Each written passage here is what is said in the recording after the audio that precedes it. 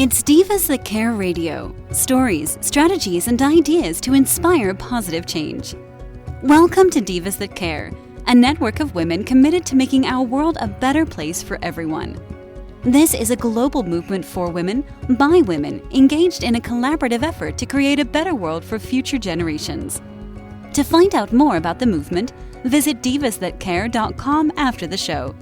Right now, though, stay tuned for another jolt of inspiration. A strong, positive sense of self-esteem is your first step to anything you wish to accomplish.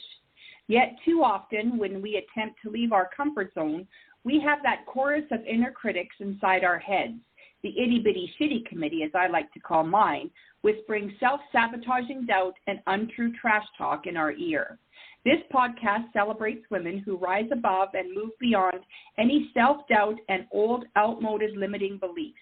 Women who have reconnected with who they truly are, that gorgeous, talented, fabulous gift to the world who deserves recognition and unconditional love. My hope is that their insights inspire all of you to do the same. You know the most beautiful thing any woman can wear is confidence. Here on Confidence in Bloom with the Divas That Care Network, I, Tina Spolatini, speak with women now secure in their own self-confidence, so we can learn from their stories of how they found themselves and became the magnificent role models they are to us all now. Today I'm talking with Rita Kwan. Rita is a rare person you might meet once or twice in a lifetime, an inspiring life catalyst, homeopathic consultant, certified life coach, best-selling author, global entrepreneur, focusing on teaching people to live and enjoy a life without limits. Rita profoundly transformed countless individuals, elevating their holistic being, well-being, and lifestyle to new heights. Welcome, Rita. Thank you so much. I'm so excited to be here with you today. Yes, me too. Me too. You and I have had many conversations over the last year. I'm really looking forward to what you're going to share with our listeners today. So let's start with a little bit of your story. Tell us exactly what you do. Well, thank you. I'm very honored and grateful to have been able to take a journey through life that we sometimes don't expect. I've experienced all the range of emotions like many of you have, with love, grief, sadness, joy, anger, and find myself now in the center of all of that, being able to live a life much more in alignment with who I am, offering a chance to peek in and get a glimpse of what it means to live a life without limits. What I offer is a chance to learn what I consider the 3 key secrets. And I call them secrets because until you've experienced them fully, they remain hidden to you. Things like embracing deep self-love, self-care, and learning how to be present in your life so you get to make decisions much more in alignment with who you are that leads you to the life and the lifestyle that you love. Wow. I have to agree. We have to go through much turmoil, right, in order to really understand what we don't have and what we need. Now, when you say embracing deep self-love, what do you mean by that? So I wish, and my dream is that when children are young, they're actually encouraged to love themselves, to learn that self-love, embracing who I am, that I am enough, that I am okay. In fact, I am spectacular at a very young age, not to feed the ego, but to really feel all that they can. And I see that happening more and more. So say that there is someone who doesn't feel that they love themselves. Take a step and create space in your life. A space possibly for prayer, for meditation, for something that you can do for yourself every single day, and start getting to know yourself. Start giving yourself that sacred space, even if it has to start with 5 minutes a day. 5 minutes a day. Maybe you start with breathing in through your nose, out through your nose. Let the out breath become a little bit longer than the in breath, and let yourself relax. Get into a deeper state and just notice what's happening with your thoughts, with your emotions. Think about the idea of your heart becoming that central place where you let your mind become your heart. Many times I think of an image, and we all will have different images. Mine is, my brain kind of walks out on this diving board, jumps up and down, and dives into the pool of heart. It swims around a little bit, flips over on its back, does a backstroke, and then just floats in this pool of love. It's a fun image that allows me to get into this space. What would your image be? Would it be something with water, or possibly taking a walk, taking a break from those constant thoughts that are driven by emotions that may be yours, or they could be someone else's that you've taken on? Giving yourself that sacred space doesn't sound like a lot, but it's the first step of moving into a space that's yours for you to rediscover the opportunity to start falling in love with yourself. I love that. I think you're right. We need to teach children when they're very young that they are magnificent and that they are deserving of being on this earth, right? I'm religious, so to some degree, and I believe that God has put us all here for a reason, right? And I don't know if, God has intention of doing bad things. I often, I don't know what the word is. I have this little argument in my head, because if he didn't want us to experience harm and danger, then he wouldn't put us in a position to. I believe that he's teaching us something, right? And I don't want to sound negative. I do believe that he does it with good intentions. But children today, or at least, from what I've seen having my own children, they don't all have that self-love. And is that a parenting thing, or is that something that we all have to go through and it just makes life harder? I don't know. What do you think? What do you think? You have an adult child yourself. Do you look at him and say, I taught him how to love himself? Or I don't know. What do you think? Well, I think it's a great question, and I think these kind of reflective questions are important to ask.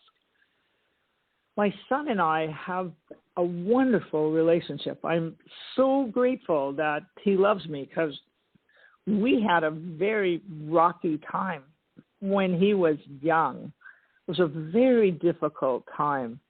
I was working all the time. I had plugged myself into a vision, a dream that I wanted to achieve. And I was in that state of, when I achieve this, then I will let myself have space and time. So I didn't spend the time with him that I would have liked to when I look back. And I know everything is perfect on some level, even if it doesn't feel like it in the moment. However, he did not get a lot of my time. I was a single mom. I worked a great deal trying to get to that time when I would have more time for him and time for me. So I see in him now that there's a place where he's duplicating me. He's now working very, very, very hard to get to a place where he wants to be able to relax more.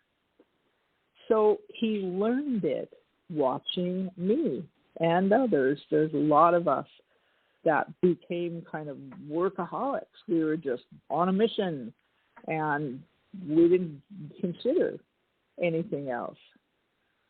So I see it in him, and now what's happening is we can have conversations about it. We can talk about it. And over the last few years, what I've noticed is he is starting to dial it down a little bit, think of himself more, take a little more time. And we've talked about this because he thinks when he decides to have children, he wants to spend more time with them. So we talk about that part of it, and then we talk about, the more divine side of lessons, of things that we need to learn. I think God gives us free will to be able to go down a road and, that's not the right road, back up, go another way, back up, go another way, is one of the ways we learn. Definitely one of the ways we seem to be learning. Anyway, hopefully we're learning. And I guess that's my point, right? Like he has opportunity for all things, right? Good, bad, and whatever else there is out there. And he leaves it up to us to make that choice. So your 3 secrets, embracing deep self-love, deep self-care.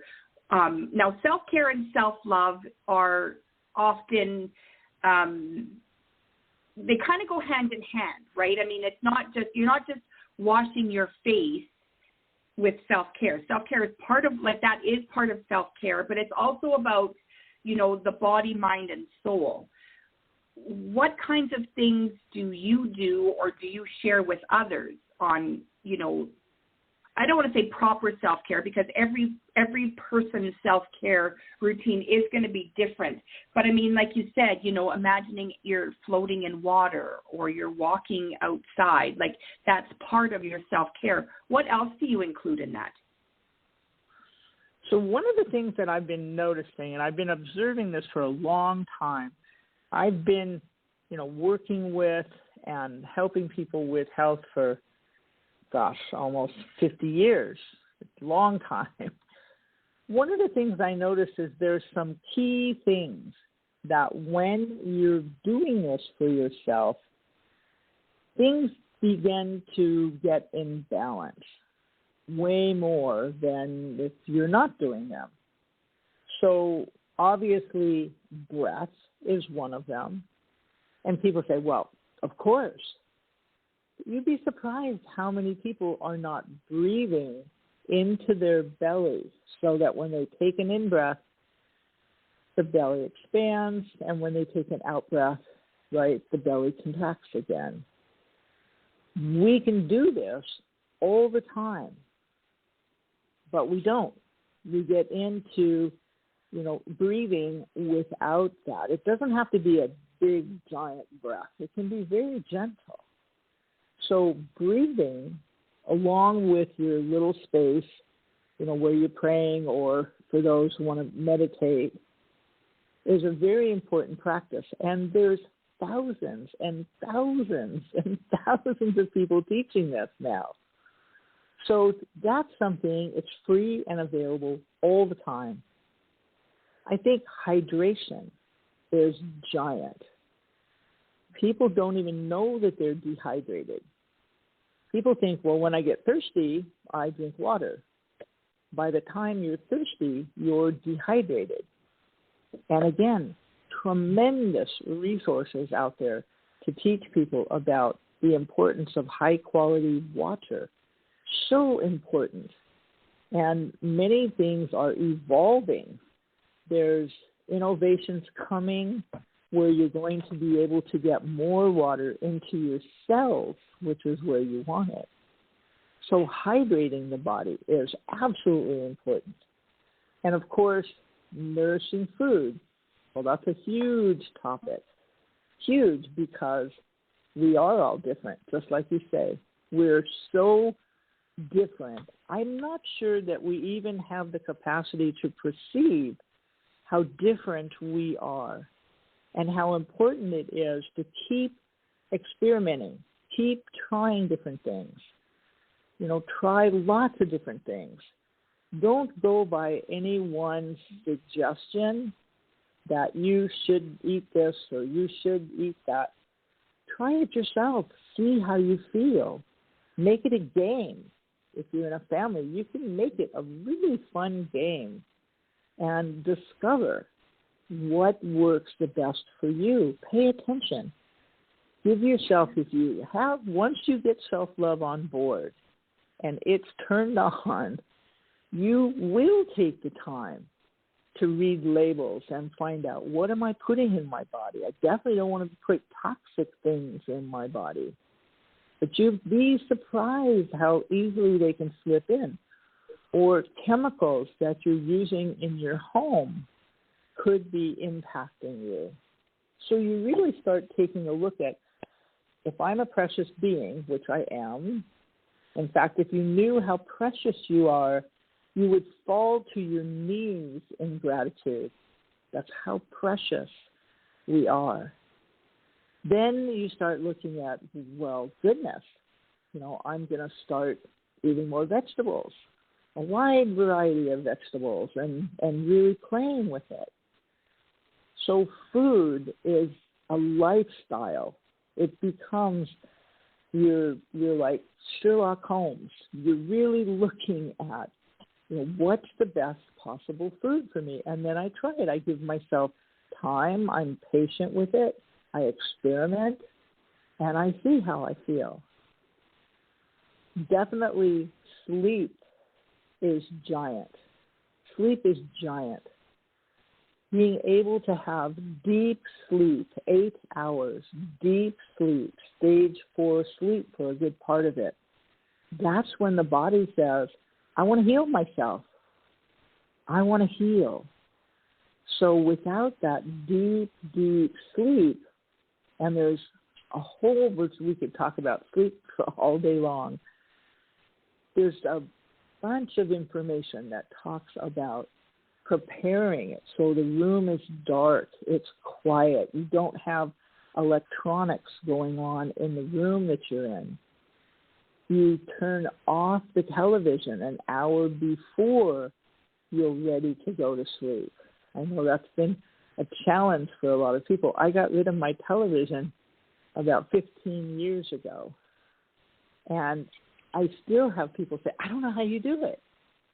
It's much easier than you think. Much, much easier than you think. So step by step, little steps. At least get the electronics out of the bedroom. And so if you can't turn the television off an hour before you go to bed, turn it off 15 minutes before you go to bed. Turn it on half an hour. Do what you can, because sleep, it's very, very, very important. It's critically important. There are many, many, many extraordinary healers that I work with that when people approach them with very serious illnesses, the first thing they want to know is, how are you sleeping? Because if you're not getting the benefit of that healing at night, that's one of the first things they want to address. Absolutely. And, of course, movement, if you can, in nature. Nature nurtures us on so many levels. And I know it gets cold where you are. So it's not easy to want to wrap up and get out in it all the time. But anytime you can spend time in nature and moving, taking a walk, taking a hike, where I live, it's pretty easy to be in nature every day. I love to swim, and I love to walk, and do what you can, even 5 minutes a day. You can start so many things with 5 minutes a day, and then as you feel better, you want to do more automatically. So those are kind of a few off the top. Well, when you said that, that it gets cold here where I am, and you can go outside almost every day. I mean, here it gets very, very cold, but today it's -5 Celsius. So in the United States, it would be 23 degrees Fahrenheit. So it's kind of gloomy because it's foggy and the sky is very gray. But the, -5 here at, this time of the year is really not so bad normally. But I went to Starbucks for my coffee, and the lady at the window was wearing, like, you'd think it was -40. And I was like, oh, my gosh, it's that cold out here. But I guess if you're standing at the, at a Starbucks drive-thru, yeah, you're looking, it's cold when you're standing in this weather. And I just thought of that because you said, you can get outside every day. I see people outside every day. It doesn't matter how cold it is.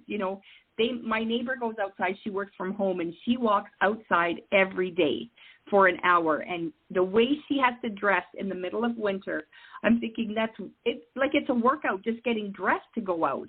There's my workout.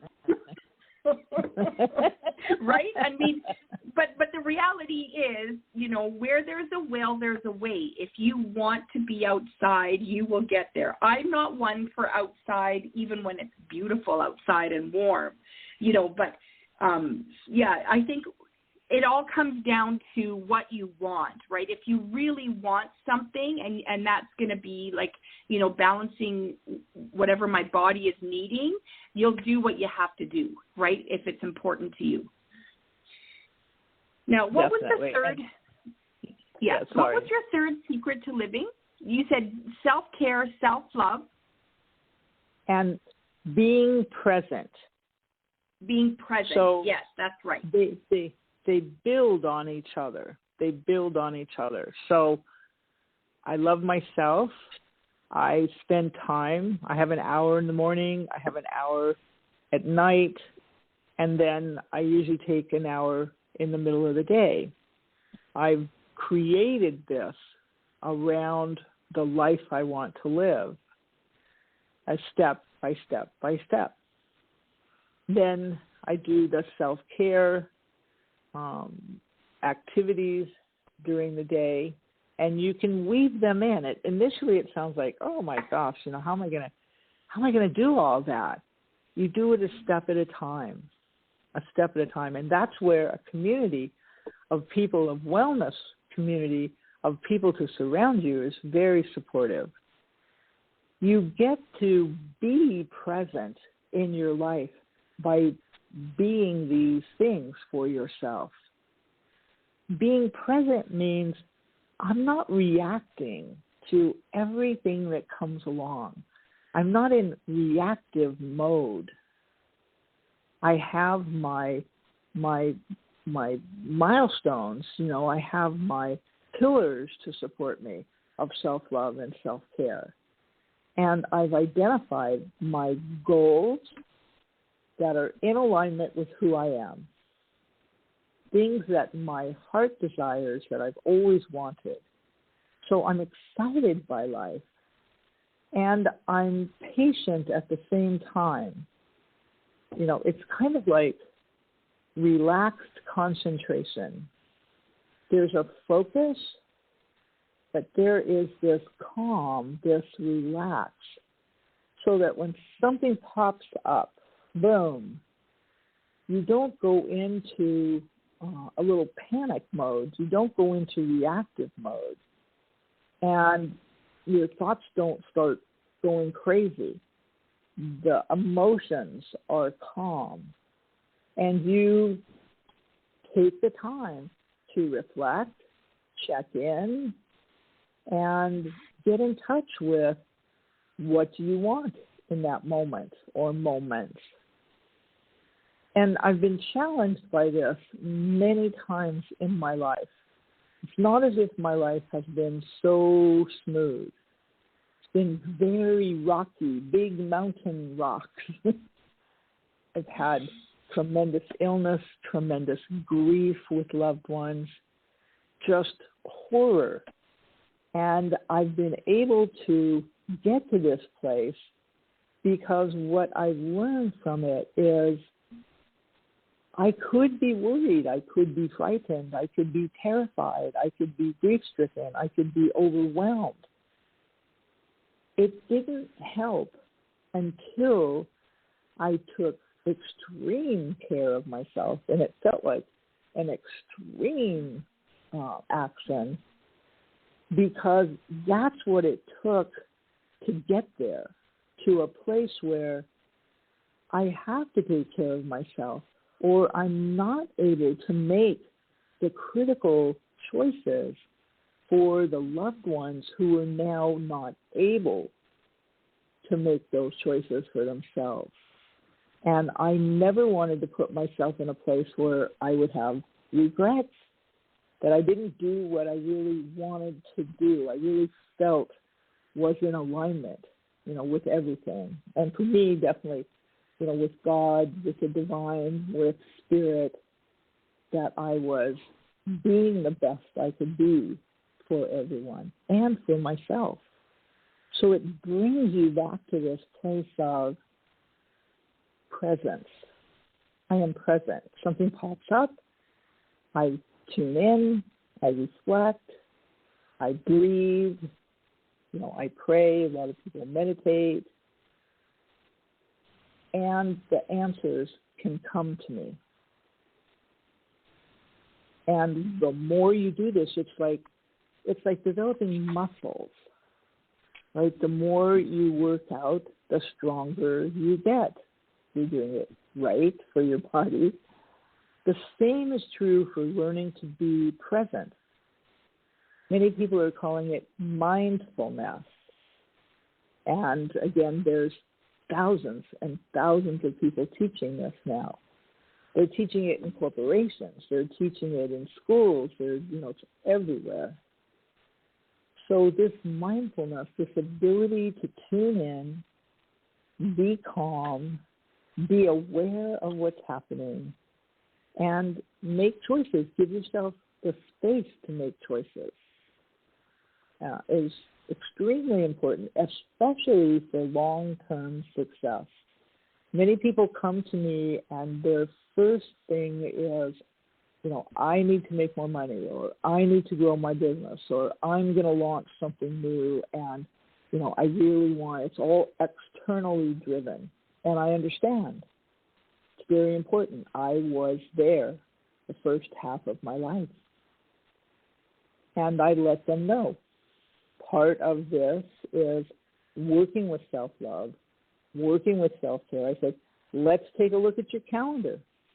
Do you put yourself on your calendar first? And people just start laughing. They're like, I'm not showing you my calendar. I'm not on it anywhere. So it's learning to work with your life like an orchestra leader. You're calm, you're leading, you're present. All the instruments in your orchestra are the things that will end up on your calendar. But you're guiding that. You're guiding your life.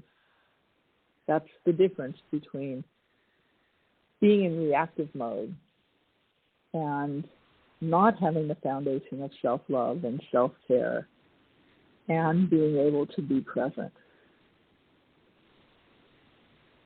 Yeah, I totally. This is what I coach my clients on as well. But I mean that it's all. I mean, I keep hearing. I have a friend who keeps reminding me that we need to trust in God for all that we need, and I do believe that.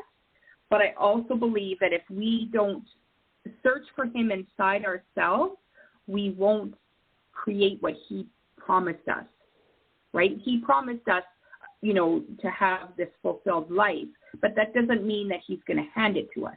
We have to work for it, right? And that's like with anything, we have to, you know, if you want it, you have to get, like, work for it, because it's not going to just, you know, fall into your hands, right? And if you don't look after yourself, you can't look after someone else or something else like a business, right? Like you said, putting yourself first on your calendar, right? That doesn't mean you have to write down on the calendar, okay, it's a pee time, you know, I'm going for a rest break.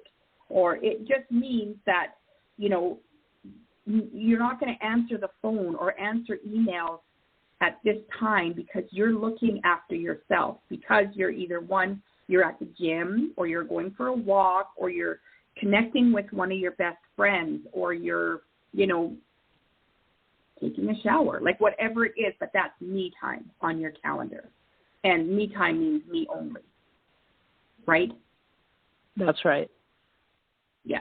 Yeah. I loved how you explained it. Your voice is so soothing and so calming. I feel like I'm listening almost to a meditation. I hope you record meditations, really. Like, you just have this beautiful voice. So if your clients come to you and they want you to, you know, like a life coach, you can help them in almost any department. But let's just say, you know, I come to you and I say, okay, Rita, I know, like, I look after myself. I have my self-care routine, you know, pretty much under control. You know, I have my me time. I have my, you know, my whatever time I need for myself. But I really do want to, like, grow my business. What else do you look at? What else is there for you to say, okay, so let's look at this? So what I do is I trust you, but I do go through what is your self-love, self-care. Tell me about that. Because every time there's something, many things usually actually missing. So think about food, for instance. There's 5 things that I think are the big 5 that people can reduce and or eliminate. Sugar, milk products, dairy, and it's hard for me to do. It's hard for me to let go of my goat cheese, I'll tell you. For years, I convinced myself goat cheese was not dairy. So we have those things. So sugar, gluten, dairy, alcohol, and caffeine. There are people that can tolerate one or more of those things in small amounts. They seem to do very well. However, if there's something not happening the way you want in your life, taking a look at those things very carefully can make a tremendous difference to your stamina, to your ability to come up with creative ideas, insights, possibly relationships that might be tangled, any of the things that you kind of want to unravel to be able to build your business. So we take a look at all of the self-love, self-care, and it doesn't take a long time. It's a fairly quick process. And then I let people tell me, what is your vision for your business? What is your mission? You have a mission statement. You know, what do you feel like your brand is? Because it's very important to know that, because that's what you're going to be building. And then what do you feel like the obstacles are? What has stopped you? And then we can start working on a plan for what's going to be different this time. Most of the time, people come to me after they've had a lot of ups and downs. So what's going to be different this time might not have worked last time, that's a pattern you don't want to recreate this time. Like, we're in a very new time right now. You know, after the whole pandemic, everybody learned a whole bunch about themselves and their businesses, and some businesses survived and some businesses did not survive. What do you really want to do now? Is this something you feel like you have to do? Is this something you really want to do? This is your calling. This is your life's mission. This is your work. It's very different. If you feel like I'm kind of between a rock and a hard place and I need to get this done, that's very different than this is something I've always dreamed of. So when we take those components, we can work together and make a plan. Absolutely. And I've noticed that when people embrace self-love and self-care, they also become much better at making money. Yeah, so that it comes back to mind again, the way you do one thing is the way you do all things, right? I mean, right. If you can give yourself love and care and support, then you'll do the same for your business. And in your business, you'll do, you know, all the little umbrellas in your business will get that same, what's the word I'm looking for? Lift. Address, like the same, you're going to give them the same attention to every little thing that you can give to yourself. So that is why self-care, self-love is so important. But again, that doesn't make it selfish, right? Like, it's not about, yes, boundaries are included, but that doesn't mean you neglect, you know, the other people in your life. It actually promotes more strength with your relationships, right? That's right. Because when it starts with, a lot of people will say to me, I don't know if I can love myself. You know, I don't love myself. But I could do this. I could start drinking more water. You know, I could take a look at, you know, eating less sugar. You know, I could go for a walk every day. It's like, you start where you start. But what I've noticed is, one thing, you take a step, one will feed the other. Right? Take a step, one will feed the other. When they get to that self-love, they're ready for it. They've been preparing themselves so that they can open that door. It's not about ego.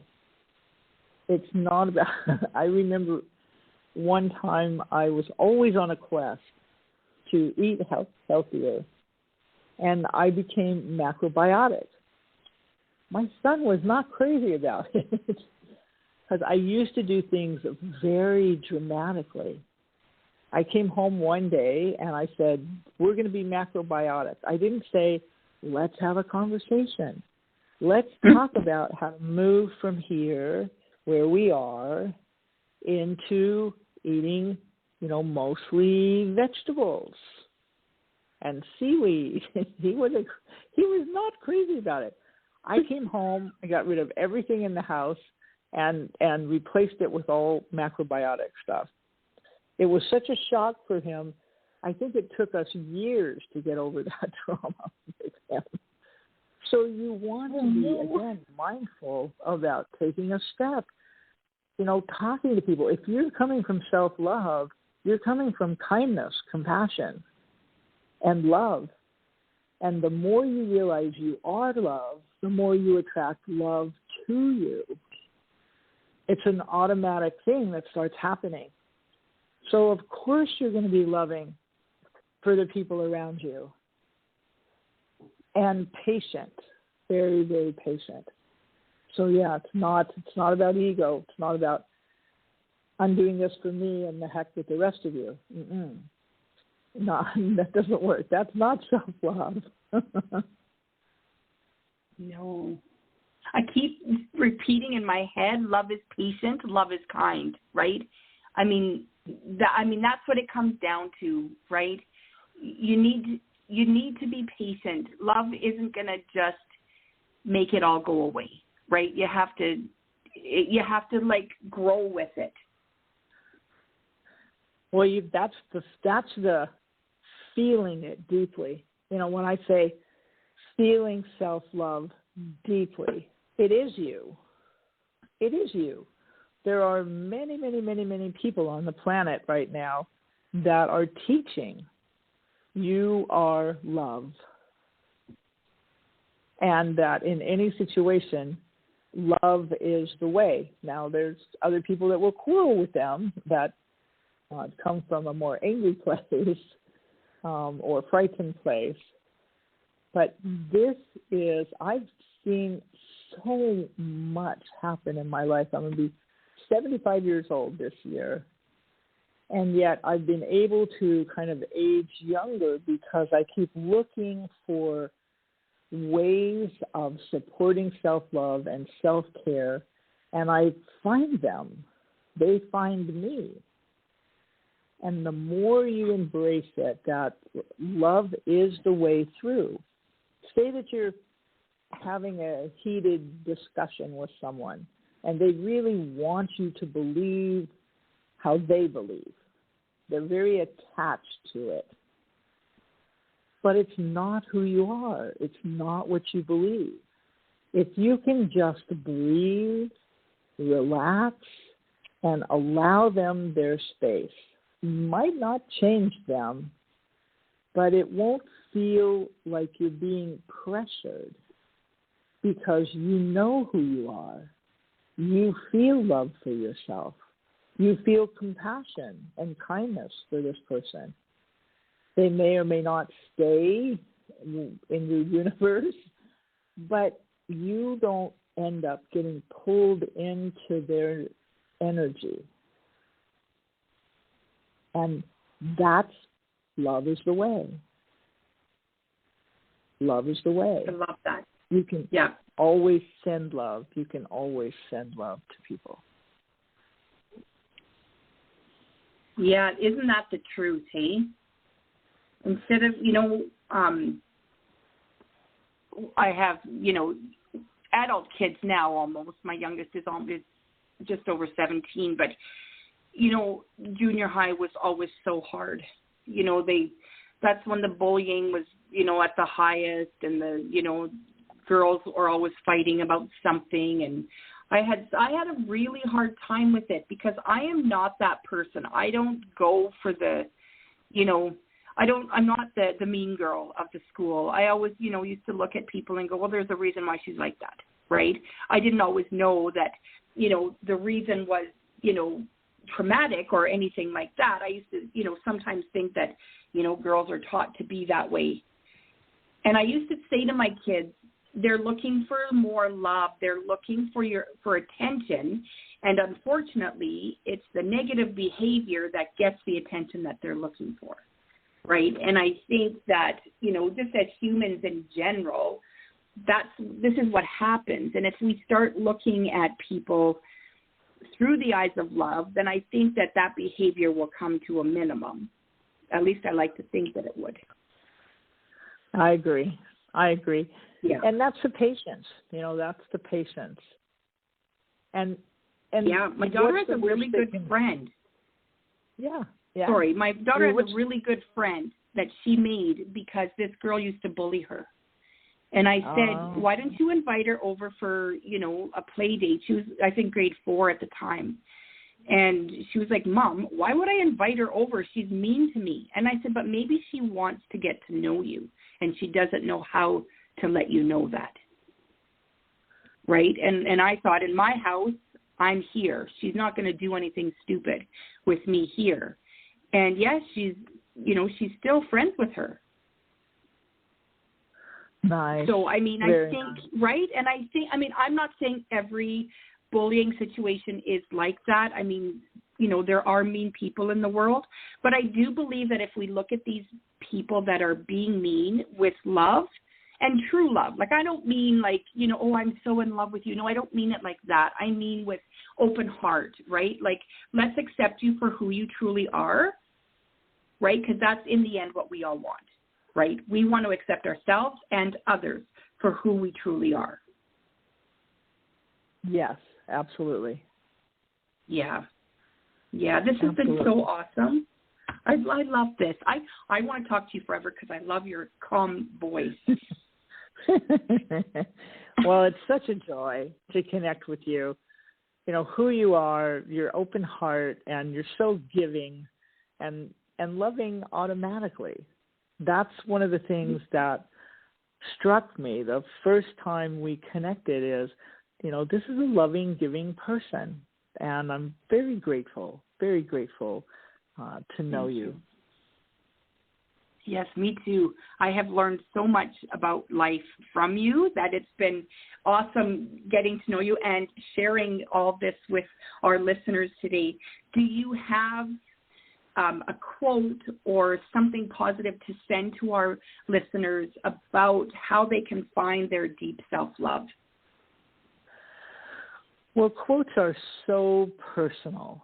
You know, it's not an easy thing sometimes to share, but there are some things that I think move me that I could offer.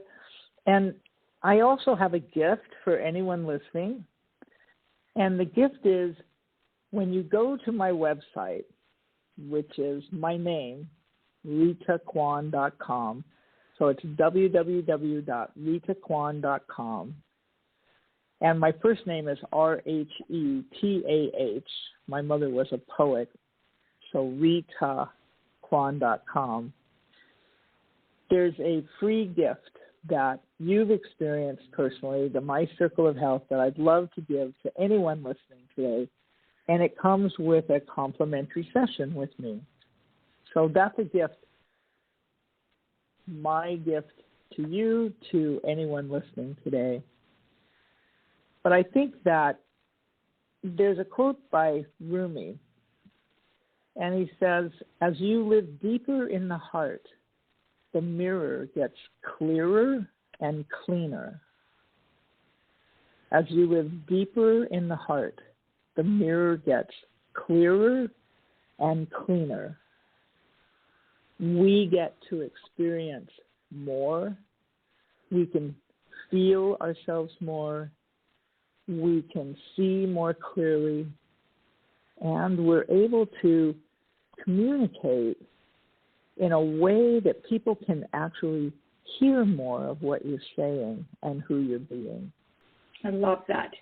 I love that so much. Thank you so much for joining me today, Ta. It's such a pleasure. It's such a delight. Thank you. I'm honored. Confidence in Bloom is a celebration of self-love, a confirmation that even though you may not look like a screen star or a supermodel, they don't even look like that, you are an amazing, desirable, brilliant, gorgeous, talented woman. We offer unconditional love to our partners, our children, our extended family, even our pets. It's high time we got out of our own way and learned to unconditionally love ourselves. In Full Bloom Success Styling offers an online course combined with one-to-one coaching in confidence building, personal branding, and creating your signature fashion look. Chic definitely does come in every shape, so if you want something to believe in, start with yourself. If you'd like to be my guest here on Confidence in Bloom, contact me through Instagram at infobloomstyling or by email at tina@infobloomstyling.com or through the Divas That Care website. Thanks for listening. This show was brought to you by Divas That Care. Connect with us on Facebook, on Instagram, and of course on divasthatcare.com, where you can subscribe to our newsletter so you don't miss a thing.